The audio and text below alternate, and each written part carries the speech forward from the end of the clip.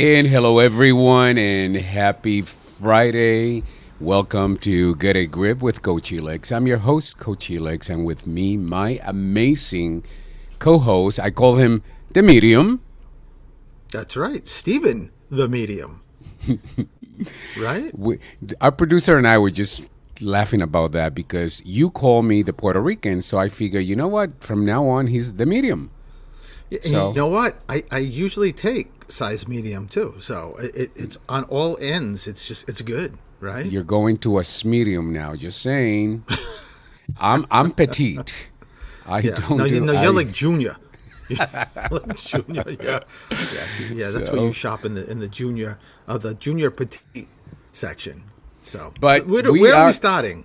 Yeah, well, I don't know. We're so excited to be here. Have yet another enlightening conversation with you.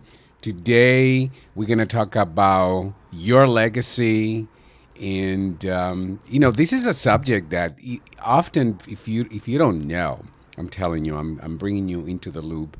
When Stephen and I do our live show, if we don't have a guest, we talk about subjects, right? And we want to always have subjects that are relatable to everyday human being.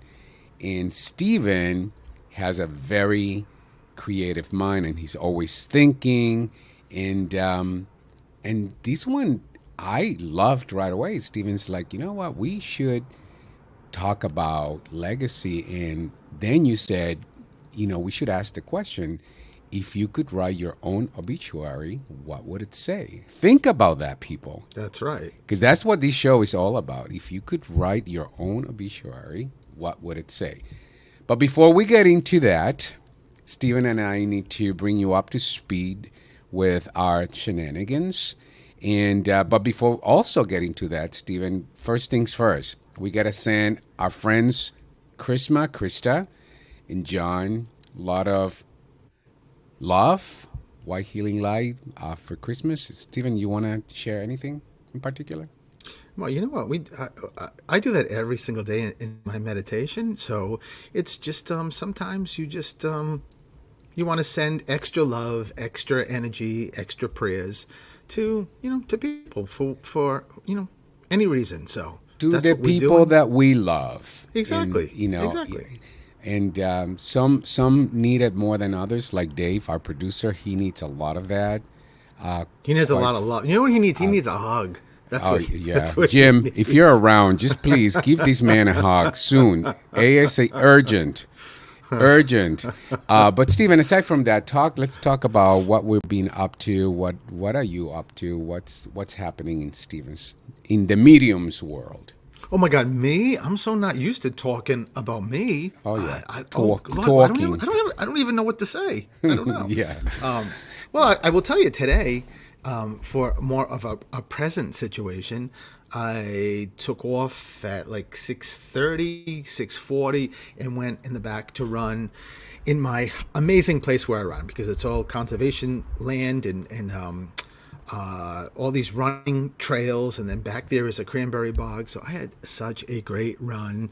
And as I showed you when I got back, I was done running. So I'm walking up the path, coming back to the house, and this very large deer which happens all the time, just runs right in front of me, like crosses my path, and with a big white tail.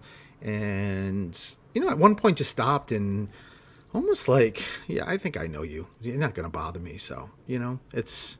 They it was- look at you like, okay, yeah. And is there a reason you're in my space? Listen, let me just say this.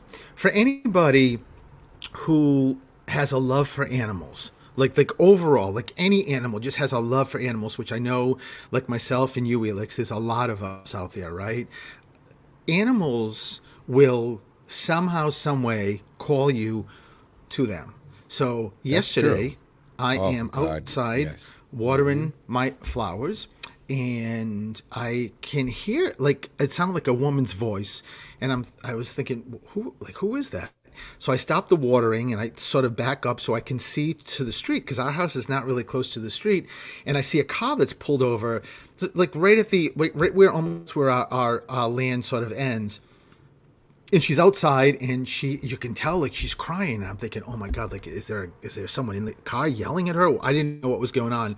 Then I see a police cruiser come the opposite way, turns around and comes in, and behind her, and she gets out, and I can hear bits and pieces, but I'm listening and watching, and then the cop, the police woman, comes walking over, and the girl who stopped her, was crying and whatnot, was pointing down, and I'm like, oh no, this is either a person, probably not, it's most likely an animal. So I'm just watching thinking, dear God, should I go over there? Because it's not good for me to get stuck with anything that's like not good or sad with animals, because I can't get rid of it, and I can feel them and all of that, right, as a medium. And by the way, it's not good for me either, because when Steven goes into that mode, it's definitely not good. So if I had known this, I would have said absolutely not, you're not going there. But I learned this later on, so go ahead. Well, you know what, this animal had a different plan for me. So I hear the girl. She said, thank you so much. She's like, I got to get to work. I work at, this place that's in this town. And I heard, do you need my name? And the policewoman said no. And so she got in the car and she left. So the policewoman, I see her, she's putting gloves on, and I'm like, okay, I'm getting pulled. I have to go over there. So I go down the little hill and I go see her. And I said, hi. I said, I live here on the hill. I'm like, what's going on?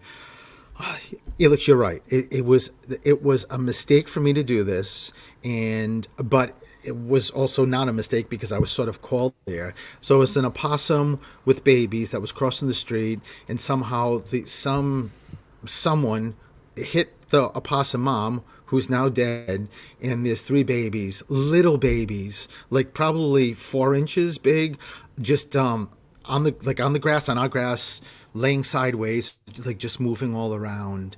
So then another police person came, another police woman. So I got to meet both of them. So shout out to Charlotte and Colleen. They were just so sweet, and they were going to take the babies and go to this wildlife place here on the Cape. So I said, well, can I get something? Can I get a box? So they asked for water. So I ran back up the hill and got 3 bottles of water for the babies and 2 for them. And it was really cool because she put them in this little box, and she was just putting water on them because you could tell they were overheated. I don't know how long they were sitting in the sun. So I just, eventually left. And as a matter of fact, I had someone was talking to me that was connected to the police ladies in spirit, like tell her, but it really wasn't appropriate because I was focused on these little guys, and so were they. So I didn't. So I went back up, and I'll tell you, I have to intentionally not think about it because I will drive myself crazy just thinking. I just keep thinking, thank God someone found these babies. Thank God for this woman. And that, I was asking them, I'm like, well, when the babies are okay and they're big enough to let go, will they come here? Because can you want my number? Because I'll come get them. Because this is where they live. And the police women were smiling and laughing at me, like, no, they'll figure this out. I'm like, you sure? Because I would absolutely go back there and get them. Like you're asking me as if I don't know the answer to that. I also know that if you have found these babies, we would have been the ones going to the whatever the sanctuary that we have. The wildlife sanctuary. The wildlife. We've been there. That's brought another mice, show, another frogs, story. Seagulls. Yes. Yeah. I mean, when you're with me, that just happens, and that's what's gonna happen. But I just just said a prayer and put white light around the babies, around the mama, and I really just can't think about it because I just will go too far into it, and it's hard. It's very difficult for someone who can connect to the physical world like I do on a daily basis, but I can also connect with people who are dead, and it doesn't matter whether it's people or animals. And by the way, opossums are one of the best animals. Like what they do is they're like I think they're the only animals that can't be affected by ticks, and what they do for the environment is pretty fantastic. We see them on the cameras at night, walking through on the driveway, and they're like the coolest things. Yeah, and our house is I'm convinced it is an animal sanctuary. We get everything. And I That is really true. do. I feel that they all talked about it. They all say, yeah, that knot lives there. He loves us, so let's all go to that house. And Yeah, and they then they all said, and come to Steven see does you. too. No, they know the only knot here it's you. So Well, they I know. did. I did last week. I did a group in my office, an event like it was 12 people, and it was such a great event. And one of the things I told this woman, because she was an animal person, is that, and for anyone listening, if you do find yourself having or finding animals, dead animals that somehow, some way, just find themselves in your yard. That's not a mistake. That's just because they feel safe. When they know they're going to pass away or cross over, they want to feel protected. So there's something in your area, your house, the person, whatever, the energy that just makes them feel like if I'm going to cross over, I want to be in a safe place. It's kind Yeah. of cool. And this is not just a story about animals that die. I mean, you not long ago published a video of I don't know if it was this was a cardinal. It was a bird that hit one of our windows, and passed out, and you were like in hysterics about it. Put it on a box, and I'm praying, oh my God, dear God, please, please, please make this bird fly when he opens the box. And guess what? The bird flew, and you saved the bird, because if you leave them there, they do become prey. Yeah, I mean, So we learned that from the cat lady. Kathy told me the that bird if lady, the bird the lady, oh, the bird lady. the bird lady, God, a yes. cat must be here in spirit. But the bird lady, yeah, she did. She told us to do that. Like you gotta. I brought them in for like 45 minutes to an hour, and a lot of times they just are. They have like a little concussion. They're a little knocked out. So, but you can tell they're breathing. And when I opened that, I could tell as soon as I picked the box up. Like you could hear her like boom, like banging the Yeah, box. I'm she like, she oh. wanted to get out. Like, She yeah, so did. And then I let her out and she flew and we watched her go to a branch. And yeah. what a happy ending. And if you haven't seen that video, it's worth looking. Find Steven the Medium on Instagram. Take a look at the That's video, right. because it is a beautiful video. In spite you're crazy, you do. That's one of the things I love most about you, the unconditional love that you have for the animal kingdom. Um, but talking about unconditional love, I think we need to focus on having the unconditional love to our audience, our listeners, our station, because we got to go into commercial break. And then let's do that. And then when we come back, we're going to talk about legacy. And a reminder that your legacy is already being written. We'll be right back.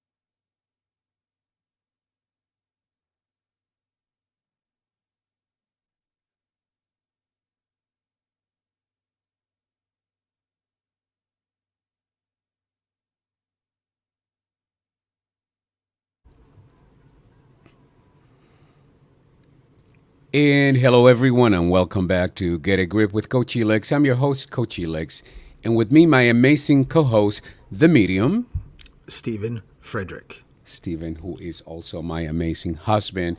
And today we have what I think is a thought-provoking conversation about legacy.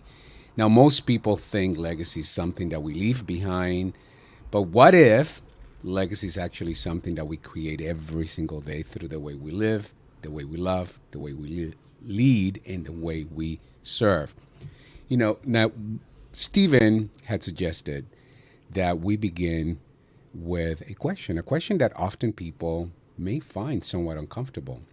But sometimes, I believe, the most uncomfortable questions reveal our deepest truth. So the question is, if you had the opportunity to write your own obituary today, what would it say? Now, it's not, I'm inviting you, if you're listening, to consider that it's not about what you've accomplished. It's not about what titles you've earned.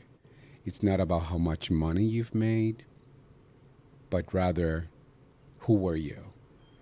And how did people feel in your presence? And whose life became better because you were in it?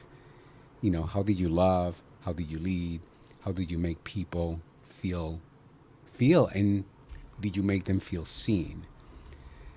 Because really, I would argue sometimes, we often think obituaries are about death, but what if they were about life? So, Stephen, with that said, I love to get your perspective because this is something that you thought of. So, tell me why you feel this is an important question for all of us.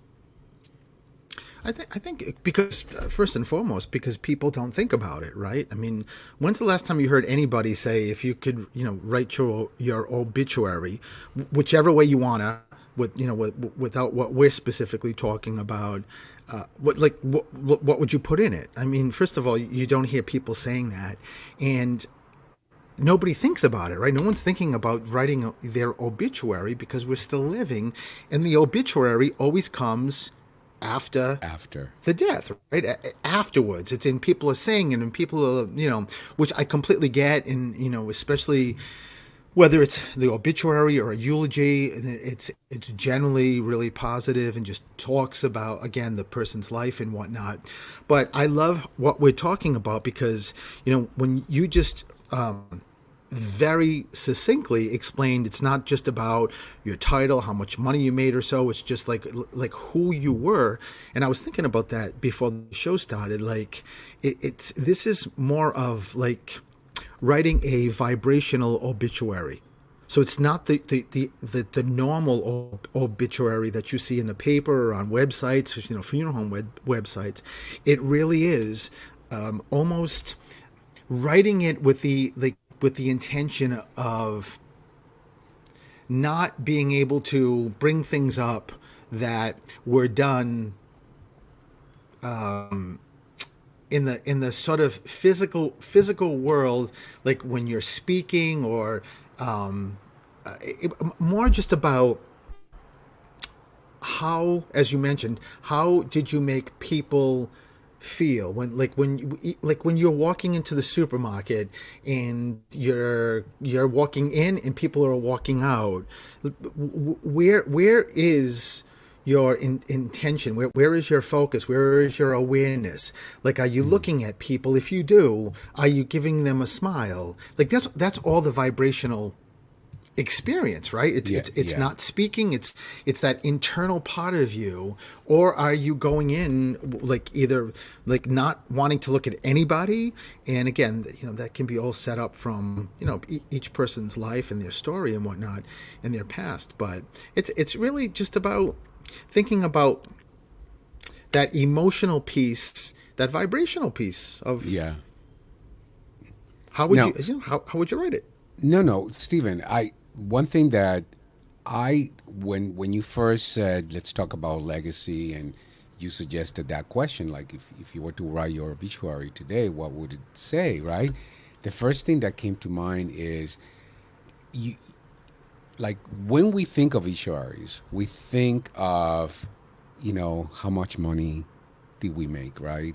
How many houses did we have? Like when you think about what you see in traditional obituaries, it's about all those things, right? That the What titles, they loved, he what they was loved, Elix. What exactly. the person loved. What do they love doing? What did they love? It's all about sort of the ego part of it. Well, that was my point because it feels to me that when you asked the question and I started thinking about it, almost brought me to like the moment you go into spirit. Do you really care that you had all these titles, that you were the president of so and so, or that you had all this money, or that all these houses, or that you had five different companies? In spirit, do you really care about that, or is there something bigger? And that's what led me to think about. Wait a minute.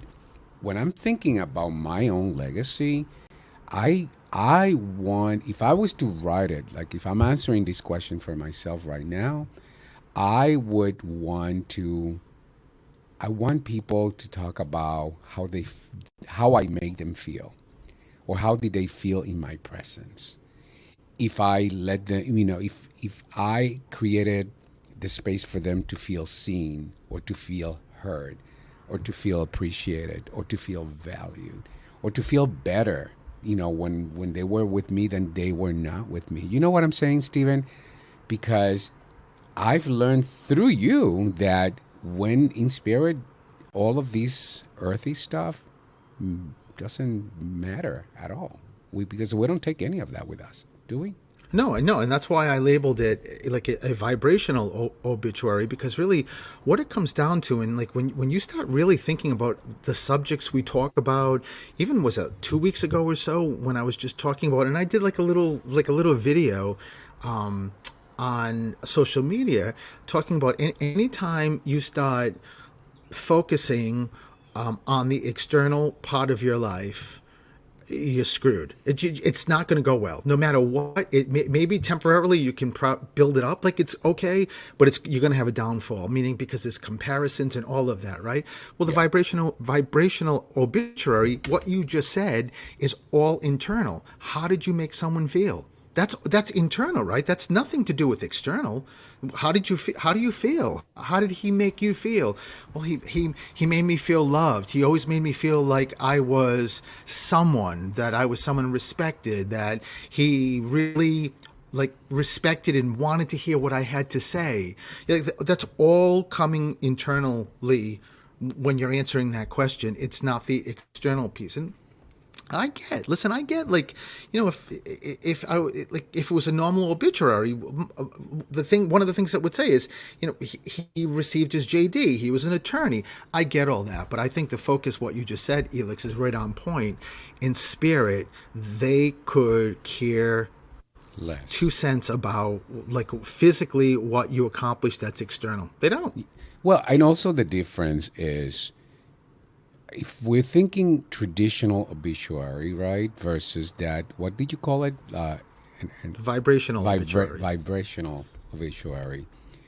The What I would argue is that vibrational obituary, it is something that you're writing every single day, moment by moment, how you show up every day, how you are with people today, what you do today. That's all part of that legacy. It's not this is not an exercise that it allows you to wait till you're dead for somebody else to write it. This is you writing it day in and day out. And I think that's where this becomes such a powerful exercise. I completely agree. I think imagine writing like this vibrational obituary. Imagine that I cross over, and you're going to write my vibrational obituary. Can you imagine, Elix, based on that, because this is internally, like what did I make people feel? How did they feel around me? Imagine if you took the perspective of what we just talked about at the beginning of the show. You just picked animals. You picked the frog that we drove to Grafton, or the mouse we drove to Grafton, or the seagull we drove to Grafton to try to save. If you took like and just imagined like what their perspective was of what we did, and there's no question in my mind that they know that, and animals know that just like anyone else because we're all energy. Can you imagine what that obituary would look like? I again, like I said before, Stephen, that's how that's what I want. So if I die before you, not if, when I die before you, because I'm pretty sure I'm first. All You're right, responsible move for along, writing that. Betty. Okay, so Yeah. because that's the obituary I want, and that's it's a reminder. It's a daily reminder for me, anyways. It's a daily reminder that you know what I do. It cannot be just lip service. Is I have to step into just walking the walk here, walking the talk, if you will. And I know, Elix, and I love that. And I know why obituaries are set up the way they are, or the majority of obituaries. It's because of what we learn, right? I mean, again, Absolutely. going back to like right from school, from grammar school, you start learning like right away. We don't learn anything spiritually, and no vibration talk. We learn you have to go to school, you have to graduate high school, you got to go to college, and you have to get a good job, and you have to get a house, and you have to like provide for your family, all of that. And it's just these levels and the status and all of that. That's and of course, because we've learned that, and we've been sort of, our brains have been like sort of trained to do that or get there. Of course that makes sense. If you're going to put a summary together in an obituary, well, it's going to be the summary of what we've strived to do based on what we were sort of taught in school and just in this world, right? Yeah. You know what? I wanna continue with that. How what we've learned from culture and condition to believe. But we do have to take a break, Steven. So let's do that, and when we come back, we'll continue to talk about legacy, and let's pick it up on what we've learned from culture. We'll be right back.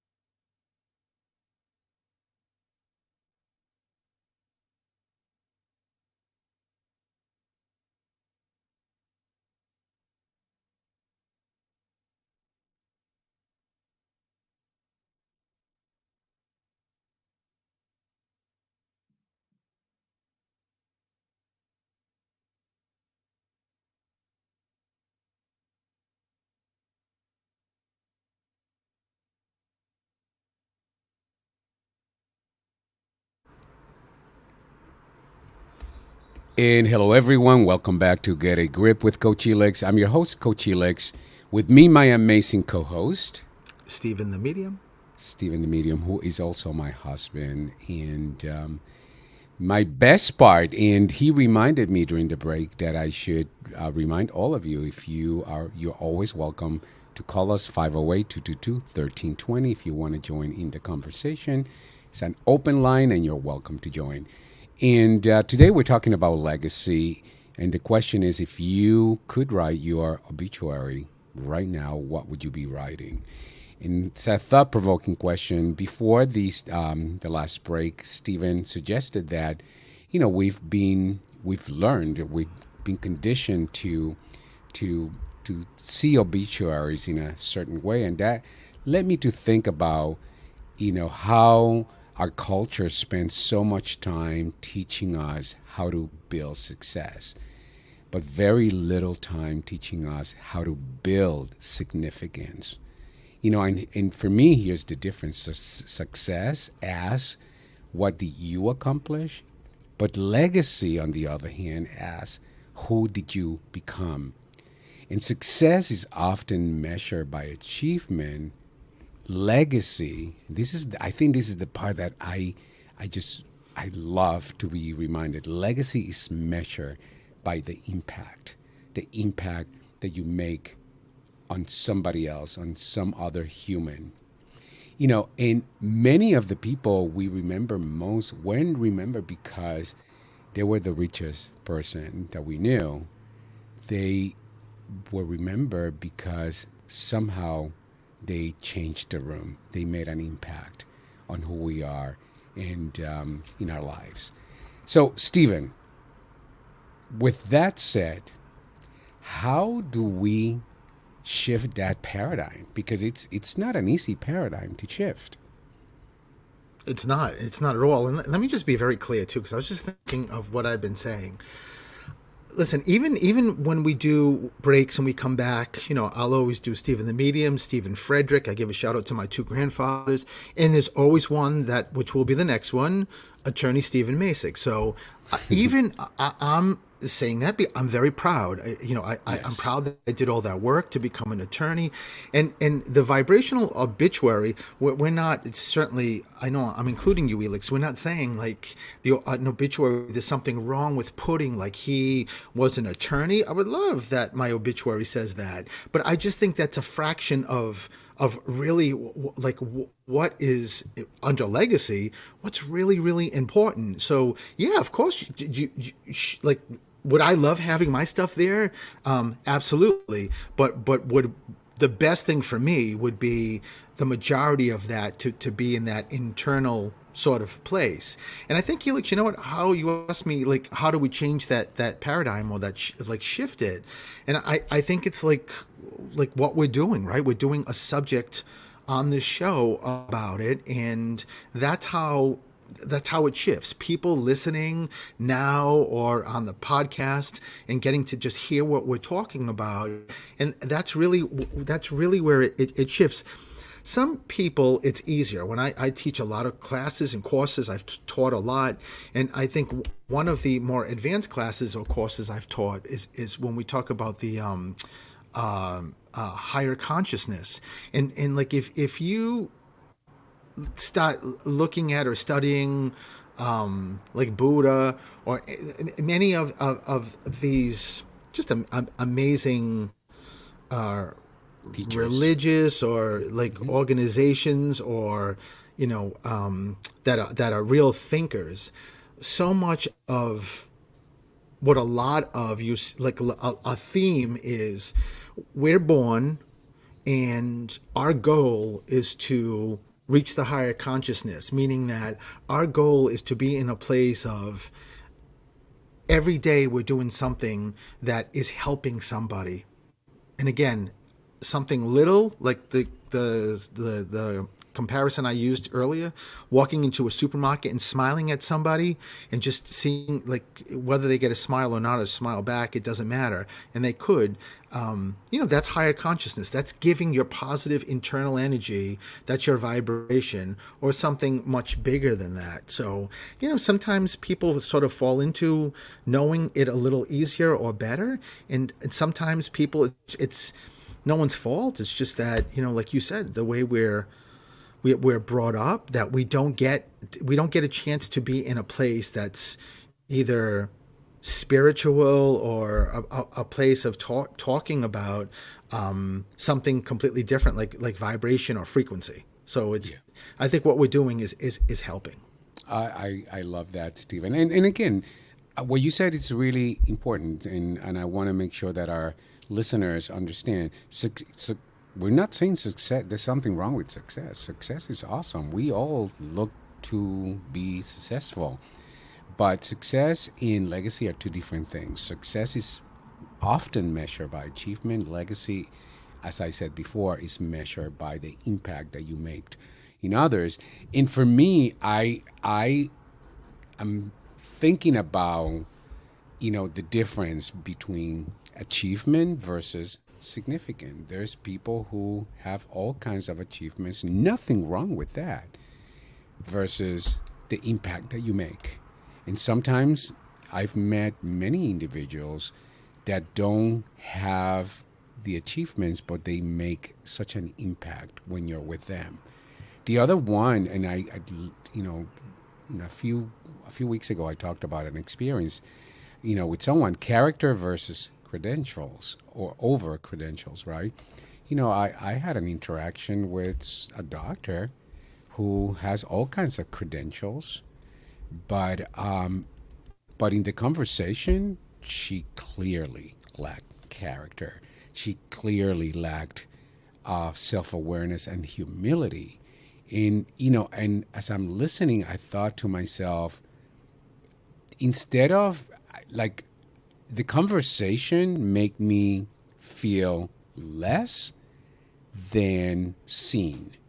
And that to me is a key distinction as you build your legacy. Influence over recognition. There are, people who, we recognize, but do they have influence? And I believe, again, one thing that I want to highlight is that legacy begins with everyday choice. And this conversation, while we use the obituary as a way to get us to think about, what would you want your legacy to be, this conversation is really all about legacy, which begins with everyday choices. Anything else to add, Stephen? No, I mean, I think what you said is right on point. And, and many times when you are focused on the internal part of you, again, meaning your vibration, you don't always have to have the acknowledgement. Doing something anonymously for somebody, like going through a drive-through and paying for the person behind you, they don't know who you are. But again, that's the vibrational piece of it, right? When they get the news that the person in front of you paid for you, I mean, that's all internal. That's when you get Yes. like chills, or then they share that with, you're not going to believe this, Ma. Like the person I don't even know who they were, in front of me paid for me. If you're in a restaurant or so, whatever the case may be, it's so when you're dealing with internal, and which is the coolest thing, something internal. It really, there's no ego, right? The ego cannot be internally. The ego is all externally. So when you're doing something like that, you're doing it because the ego has no say in the matter. You really don't care that the person doesn't know it's you. You don't want that acknowledgement. You're not doing that, again, for an external reason, a comparison. Look at me. Look how good I am. Look how nice I am. Look what I can do. It really is coming from an internal piece of, listen, I want my vibration, I want my soul to give something to your soul. That's what it's about. I actually love that. And that was one of the things I was gonna ask you. Like, what is what is a something that an a easy thing practice that we could give someone who's listening to start practicing, you know, like writing their legacy. You mean like at the like after say they've never heard this sort of subject and now they sort of want to start? Yeah, like say for example, there's people are listening and they say, you know what, I want to be remembered by how I left people. So what is something that they could do, a simple practice that they could do that could open that space for them to step into that, Stephen. I think a really great way or a good first step is to look for somebody that you really respect in that sort of vibrational way. Someone who, whether it's family, friends, or maybe someone you don't even know. Say it's like a celebrity or a singer or whatever. Just start thinking about somebody that you really respect, from what you've either heard of them or seen of them, that their actions are clearly coming from an internal place and not external, that they're just giving, and really start focusing on the specifics. And even again, if it's someone you don't know as much as you can know, just start thinking about that. Why are they doing it? Where are they coming from? Like, start sort of cutting it apart, if you will, and Yeah. start just feeling that, because what that's going to start doing is it's going to immediately start connecting. When you start thinking that way, it's going to start connecting their soul with your soul without you even knowing. That's the way you start. You have to get out of the personality, get out of the ego, and you got to get back into the internal part, that sort of that home base.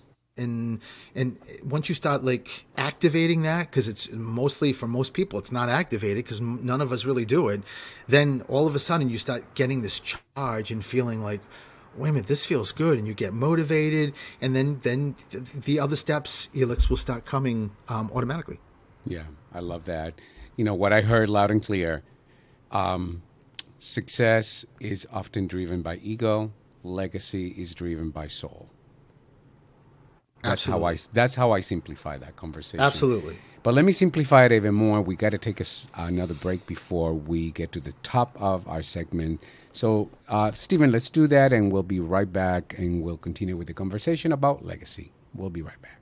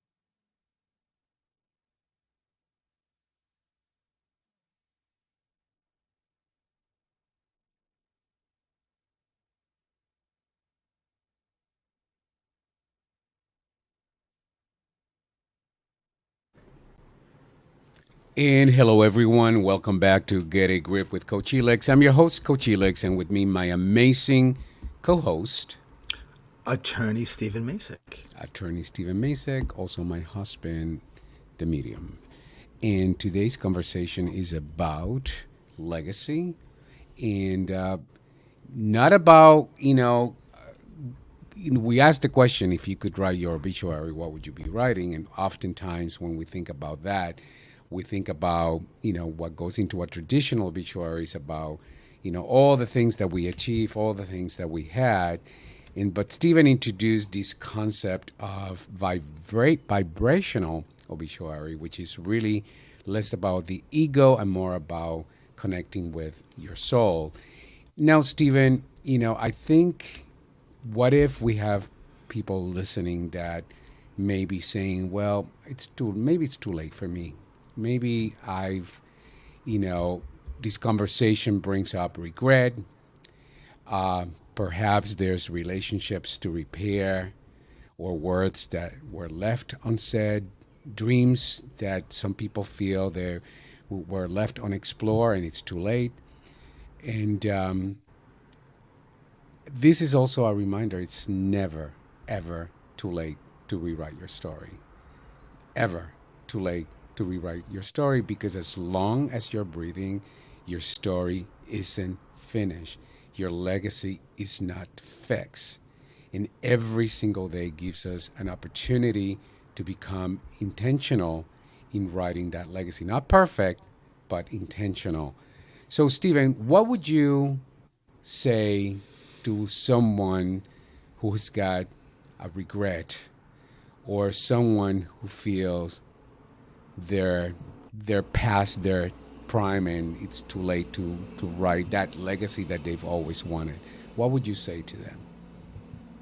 I mean, if you're feeling that way, that means that's part of your script, right? That's part of why you're here, why you came here, why you are on this journey, why you are when the torch is passed and from a previous life and you're here, all of that. So if that's part of the script and no one says it's easy, if you feel that way, and like you just said, Elix, as long as you're breathing, it's never too late. It's part of what we talked about, being in the higher consciousness. It's about your legacy. It's about your meaning. It's why you're here, and to step forward or step into it. And it's never too late, because when someone feels that way, usually it's always based on how they're feeling, not how, if you're talking about somebody else, how they're feeling, because it's impossible, regardless of what you say to yourself, it's impossible to know what someone else feels. You just do not know that. And that all comes from the story that sort of, you've sort of created. And I think, I was thinking also too, Elix, a great exercise, I think, sort of going back to the question you asked me prior to this one, Yeah. is if you really sit down for a moment and do this exercise and, just get pieces of paper and start when you were like little, and start just writing people's names down on a piece of paper who were in your life, and just, obviously as many as you can, and just think about, like, obviously your parents or your grandparents or your siblings, and then friends that are either still in your life, not in your life, and don't attach it to, well, they were like, I like them, or they stayed in my life long. It's just chronologically who sort of walked into your path. Regardless, don't put attachments to anything. Just who was there, who was in front of you, who, even if it was a very short period of time, and then flip all those pieces of paper over and mix them, close your eyes, and just pick one. And when you pick that person, as best as you can, try to imagine, and I know I just said you can't do this, but for this exercise, try to imagine how you made them feel. And if you pick someone that maybe was in your life, say high school or grammar school into high school, and then whatever happened, they're no longer in your life, I'll tell you, it's very impactful thinking about that, regardless of why you made decisions or whatever the case may be, how you feel or what you think and how you impacted that person. You know, it's all about vibration, right? And that exercise will help you. It just will help you because it brings you in the vibrational part of this, if you will, right? So Absolutely. You know, and we've done shows about forgiveness. So, you know, we know forgiveness is it's something that you do for you, not for someone else. But last week, I believe it was last week, we talked about, you know, age and numbers and how we give these, you know, made up meaning about what that number means, right? Like, oh my God, I'm too old. Oh my God, I'm turning whatever, and people, you know, go into these down spirals.